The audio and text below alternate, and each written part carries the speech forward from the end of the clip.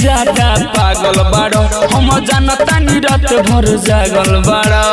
ए राजा सुनो हो तू तो हमरो से ज्यादा पागल बाड़ो हम जानता नी रात भर जागल बाड़ो।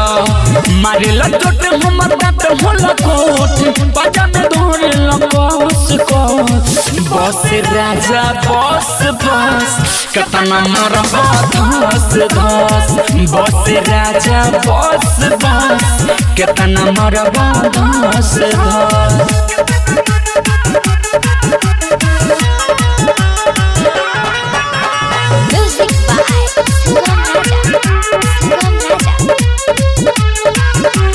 साझ से तू भीरल भीरल कदेवेलो भोर हो।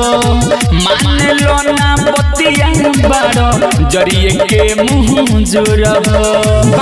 छोड़ा ना हो साझ से तू भीरल भीरल कदेवेलो भोर हो। मान लो ना बतिया बारो जरिए के मुँह जोर। कुछ बोली तो बोले लो बस राजा बस बस कतना मरबा धस धस। बस राजा बस बस कतना मरबा धस धस।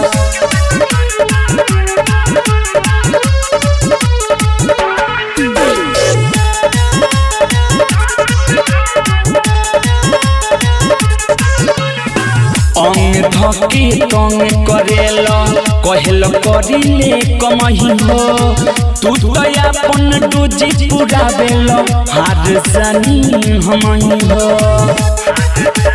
का कही हो अंग धके तंग करेला कहल करिले कमही हो। तू तो अपन डोजी पुरावेला हार जानी हमही हो। हरुअल बेला लौकता नस नस। बस राजा बस बस कतना मरबा धस धस। बस राजा बस बस कतना मरबा धस धस। छोड़ा ना।